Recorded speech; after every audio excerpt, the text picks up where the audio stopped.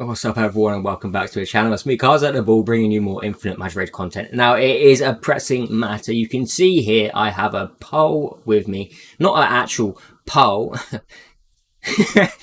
We have a straw poll that I'm going to put the paste in the description down below.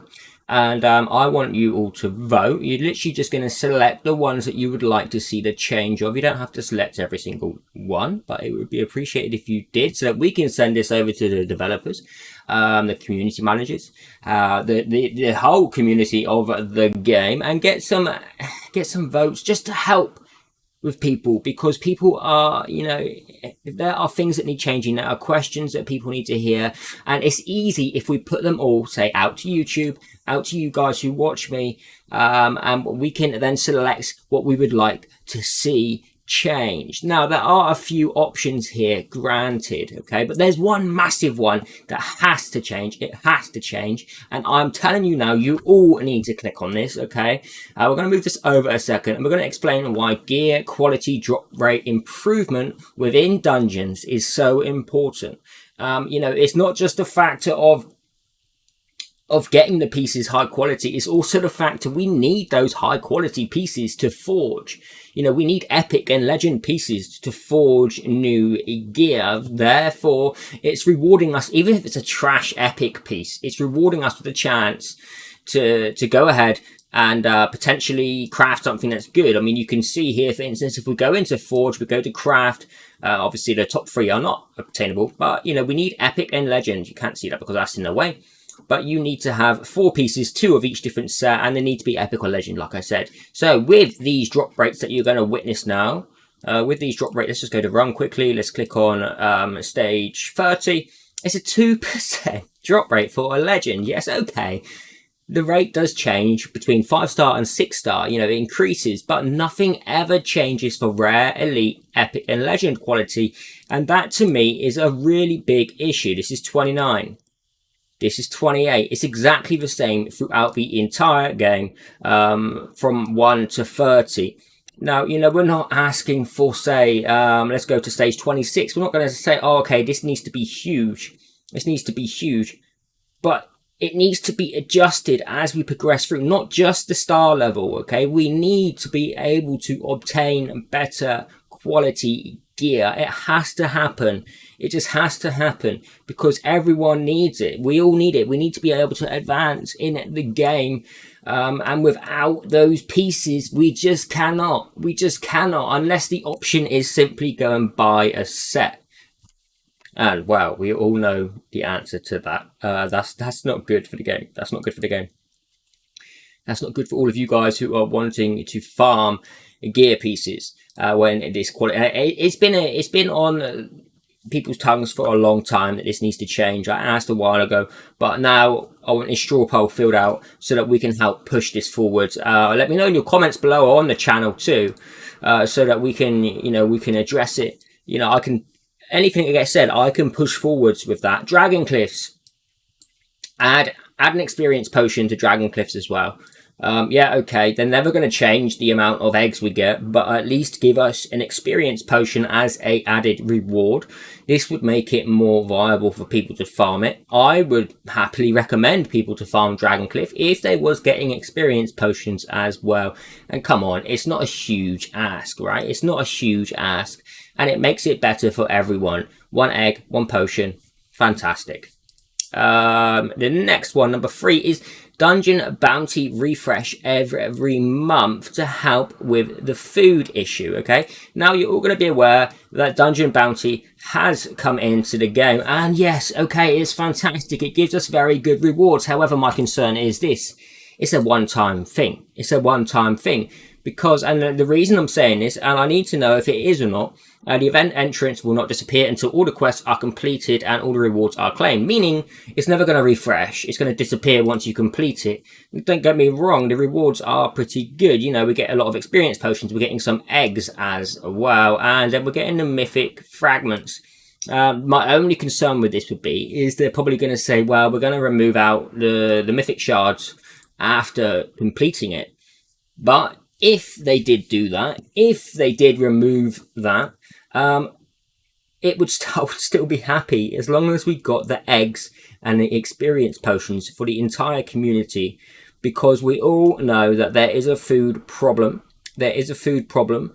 There is an experience problem. And this is something that could really help fix that problem. It really would help. Currently, it's only a temporary fix because it's only a one-time claim. So we need to try and push this. So this is a monthly reoccurrence, okay? Just to help all of you with the food issue. Next up would be the Faction Abyss boss needs a nerf on his damage.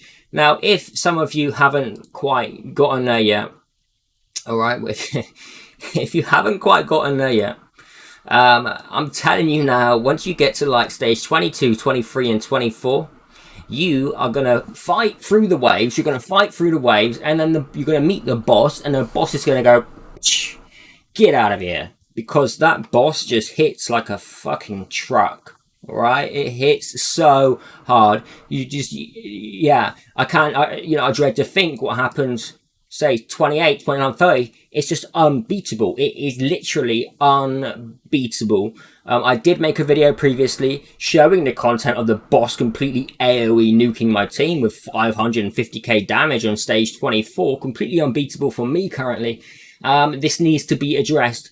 I'm not saying make the ads easier. The ads are perfect. They're perfectly tuned. They're tough, but they're not too tough.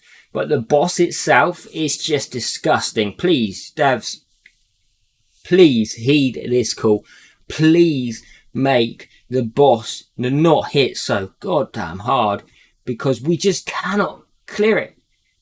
I know some people are on, say, stage 26, 27, but they have the pinnacle of gear. They have the pinnacle.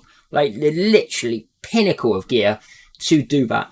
And not everyone has that option. Not everyone can buy gear sets with stats on them. Not everyone, can buy stamina of millions or thousands or hundreds of thousands of stamina to farm dungeon to get a 2% chance on legend gear. It just needs to be changed. This needs to be changed. It needs to be fixed. Please, please, please, please, please, please, please, please, please change this. Change this. Okay. Next up, another thing we'd like to see added to the game would be 5 guild boss attempts daily with the pass. Now, you may be thinking, wow, Carl, 5 attempts is a bit much, right? It's a bit much, but wow, is it? Is it really? We now have 6 guild bosses. And guild boss level 6, yes, okay, it's 400 million damage to obtain it, and it does have some very good rewards. But I would like to see 5 guild boss attempts so that we could possibly get some rewards from level 3, 4, 5, and then put the rest into 6. Someone lower targeting 2, 3, 4, and then putting the rest into 5 so that they can obtain their rewards. It would be nice for people to get these extra rewards, advanced scrolls, some wishes, diamonds, and they're not huge, like huge, like game-breaking rewards. But this is also a chance for people to get ingots in order to craft gear as well. So that helps in that sense too. Okay, that's, that one's a bit of a push. That was a bit of a push of a change. I would like to see it though. I would like to see it for everyone.